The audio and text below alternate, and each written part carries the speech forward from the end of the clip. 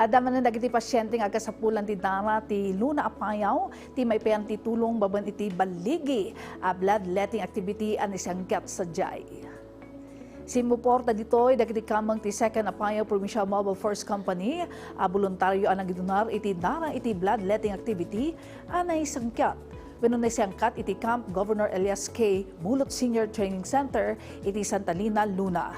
Adang apan ang suporta damat laeng iti promosyon para iti salunat, panang ispal iti biyag, gan panang patibker pa iti pagsayaatan ti komunidad.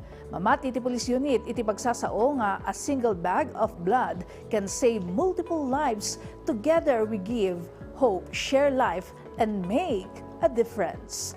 Pununay nga wan ka paris sa kamarik na, iti parang ipaay, iti serbisyo komunidad.